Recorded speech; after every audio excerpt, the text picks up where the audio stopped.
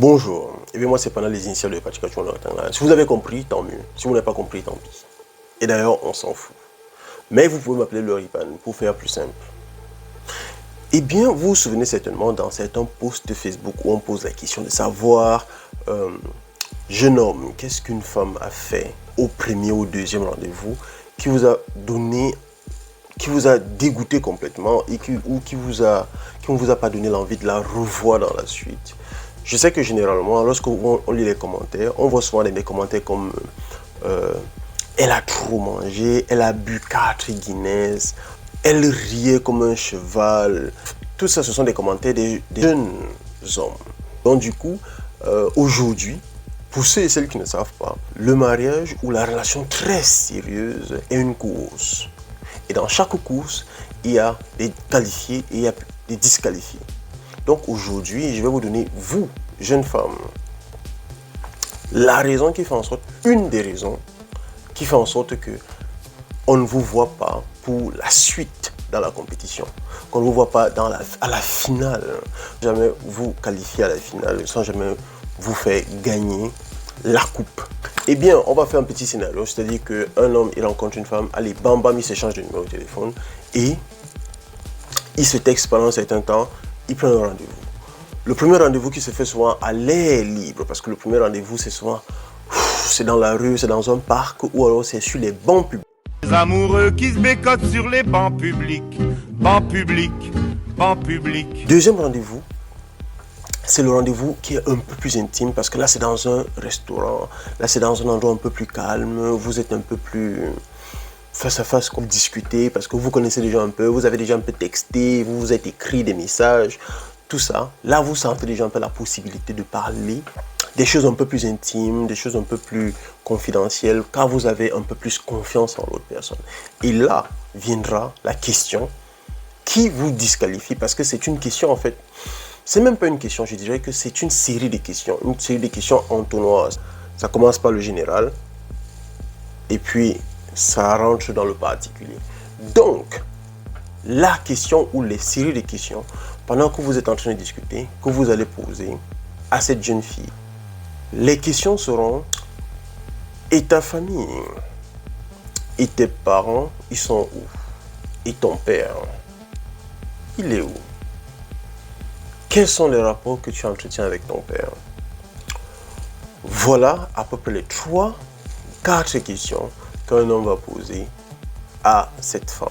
Et bien généralement, si vous arrivez à la fin de la série des questions, ça signifie que vous aurez peut-être une bonne réponse, vous avez peut-être une réponse favorable.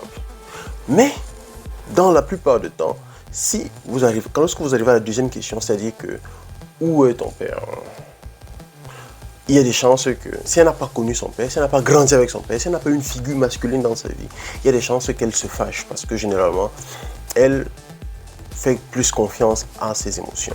Donc, ces émotions, en ce moment-là, vont ressortir. Elle va te dire, eh bien, tu me poses déjà trop de questions, mon père, c'est pas ton affaire. Si elle est même très vulgaire, elle dit, ne sois pas étonné qu'elle te dise que mon père, eh bien, il est chez ta mère, tu vois. Il y a des chances qu'elle soit vraiment, vraiment vulgaire et que sur le champ, tu te décourages complètement et tu te lèves, tu t'en vas. Voilà. Mais si tu as la chance qu'elle réponde à toutes les questions, elle va te dire que oui, elle est avec un père, elle est avec une figure masculine dans sa vie. Et là, tu es sûr que c'est bon. Donc, en fait, les questions que vous allez poser, si vous arrivez, les réponses que vous allez obtenir chez cette jeune femme, ce sont presque les mêmes réponses que vous allez obtenir si vous posez la question à sa mère, à la mère de cette jeune fille. C'est-à-dire que si vous arrivez chez sa mère, votre potentielle belle-mère, il y a des chances qu'elle vous dise que vraiment le père de cette maison, il n'est pas là. Et vous allez sentir une sorte de calme, de colère. C'est-à-dire que vous allez sentir que ça ne va pas. Et c'est comme ça que chez sa fille, vous allez comprendre que ça ne va pas. C'est-à-dire que vous allez sentir une sorte d'émotion qui vous parle et qui vous dit que entre le père et moi, ça ne va pas. On s'est très mal séparés. D'ailleurs, je ne l'ai pas connu. D'ailleurs, c'était un voyou. Tous les qualificatifs que vous aurez du père, ce sont exactement les qualificatifs qu'elle a reçus de la mère. Donc, c'est à partir de ces niveaux-là que vous allez commencer à faire très attention. Et je vais même dire, Jeune homme, lorsque tu reçois des réponses comme « je n'ai pas été avec lui, c'est un salopard, c'est un voyou, c'est un machin », toutes ces réponses négatives vont te faire fuir. Quand je dis fuir, c'est pas te lever et courir. Quand je dis fuir, c'est juste une façon de dire que dans ta tête, tu as encore un seul rendez-vous. Et ce rendez-vous-là, c'est juste pour venir piquer, pour venir l'envenimer avec ton serpent. Mais à part ça, c'est fini. Et bien, pourquoi est-ce que je dis que c'est mal de n'avoir pas connu son père? Pourquoi est-ce que je dis que ce n'est pas une bonne idée de continuer avec une fille qui n'a pas connu son père? Eh bien, parce que le traitement que la mère a infligé au père, c'est presque le même que cette fille va vous infliger. Vous voyez un peu ce que je veux dire? C'est presque la même chose. Vous aurez presque les mêmes problèmes. Et comme elle n'a pas été habituée à la résolution des problèmes, à savoir que la vie sans le père est mauvaise, elle n'a pas été habituée à ça. Du coup, elle va se dire, bon, s'il s'en va, s'il n'est pas là, eh bien la vie continue, tout va bien. Bref, elle pourra t'abandonner facilement, comme sa mère a pu se séparer du père sans problème. Si c'est vraiment la mère qui s'est séparée, parce que vous savez que entre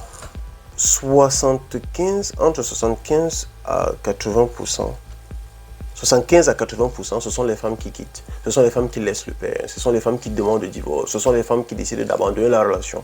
Donc, c'est comme ça qu'il y a beaucoup de chances que cette jeune femme décide de te quitter dans le futur. Et là, quand je dis toutes ces choses-là, j'entends déjà certaines filles qui ont grandi avec le père qui se disent « Oh, c'est une bonne chose pour moi, parce que j'ai grandi avec mon père, ça signifie que forcément, j'ai beaucoup plus de chances de trouver un partenaire. Ça signifie que j'ai beaucoup plus de chances d'être mariable, d'être prise au sérieux. » Eh bien, il y a des conditions à cela. C'est-à-dire quoi? C'est-à-dire que à partir du moment où tu as eu un père qui représentait l'autorité dans la maison, tu as beaucoup de chance. C'est-à-dire qu'un père qui parlait à la mère, qui avait un ascendant sur la mère et qui pouvait dire à la mère que bon, tu vas faire telle chose. Je ne veux pas que tu fasses telle chose. Voici la dernière décision. Donc si vous n'avez pas eu cette forme de père dans la maison, eh bien, même si vous avez grandi avec le père dans la maison, c'est mal parti pour vous. Parce que vous ne savez pas qu'un homme dans la maison, ça va représenter l'autorité. Et la deuxième catégorie de filles qui a grandi avec son père, c'est moi j'ai grandi avec mon père, mais je ne sais pas ce qui se passe. Ça fait, j'ai presque 30 ans maintenant, mais je ne sais pas ce qui se passe. Tous les hommes avec lesquels j'ai été, ils m'ont abandonné. Je ne sais pas qu'est-ce qui ne va pas. Eh bien, j'avais dit que cette deuxième catégorie de femmes, c'est que il y a certaines qui sont aussi des filles à papa. Vous voyez? Donc, l'autre catégorie de filles avec lesquelles vous ne devez même pas traiter pendant longtemps, c'est des filles à papa. C'est-à-dire ces filles qui ont fait en sorte que le père n'ait pas d'autorité dans la maison. En fait, je dirais même que ce n'est pas elles qui ont fait, mais elles ont été habituées à travers la mère qui traitait le père de cette façon-là. C'est-à-dire que le père ne pouvait pas facilement donner des ordres à la fille dans la maison sans que la mère s'oppose. Ouais. Parce qu'il y a souvent des pères comme ça dans la maison. Lorsqu'ils parlent à la fille, la mère vient dire « Ah non, laisse-la un peu respirer. Pourquoi est-ce que tu es toujours sur son dos? Pourquoi est-ce que tu... » Tu vois? Donc, la mère qui est toujours en train de challenger les décisions du père.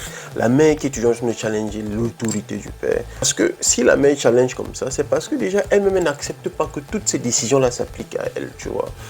Et là, la jeune fille, la petite fille, à cette époque, la petite fille comprendra que, mais si maman s'oppose à tout ce que le père dit, ça signifie que tout ce que le père dit n'est même pas toujours vrai. Je ne suis même pas obligé de faire tout ce qu'il dit. Et c'est comme ça qu'elle va transférer ce comportement sur toi. Tout ce que tu vas dire sera aussi pris à la légère. Il y a des chances que quand tu vas lui parler, qu'elle te dise « d'ailleurs, mon père ne me parlait pas comme ça. Arrête de me parler comme ça, parce que même mon père ne me parlait pas comme ça. » Donc, pour résumer, les filles à papa, c'est interdit.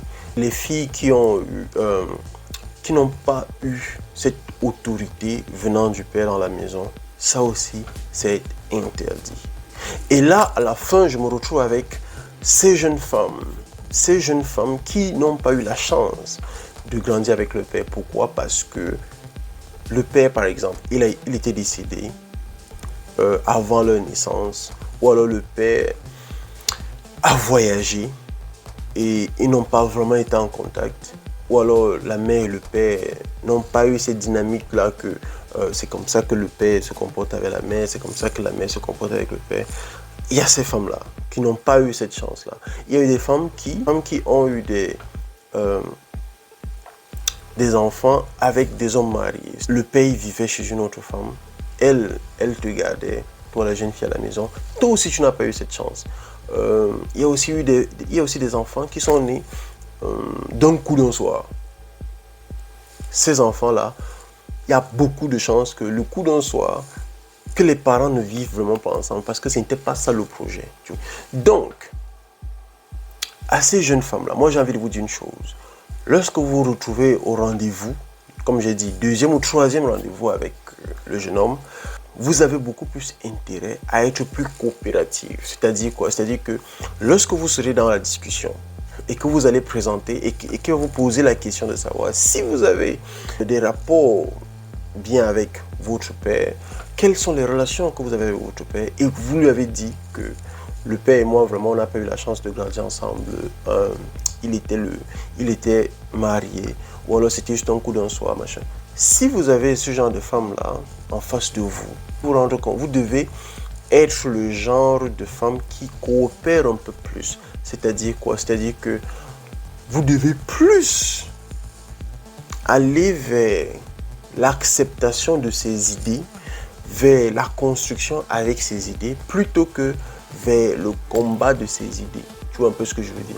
C'est-à-dire que pendant que vous discutez au restaurant, pendant que vous vous voyez sur les bancs publics, pendant que vous causez régulièrement, vous ne devez pas être toujours celle qui « Non, je ne pense pas comme toi. Non, je pense que tu as tort. Non, mais comment tu réfléchis comme ça ?» Non, vous ne devez pas être comme ça. Vous devez avoir, dans votre âge adulte, vous devez avoir cette capacité à vous mettre sur le plan, sur le programme, sur le chemin de cet homme-là pour que vous puissiez avancer. Parce que si vous êtes toujours en train de contredire ce qu'il dit, contredire son autorité et tout ça, il y a beaucoup de chances qu'il fuit mentalement. Et comme je vous ai dit, fuir mentalement, c'est pas se lever et partir. Fuir mentalement, ça signifie enlever ses idées et continuer avec vous. Voilà à peu près les types de femmes qu'on aura au deuxième rendez-vous et la série de questions qui va vous disqualifier pour la suite. Donc, je te connais pas, hein? Mais tu fais comme tu veux.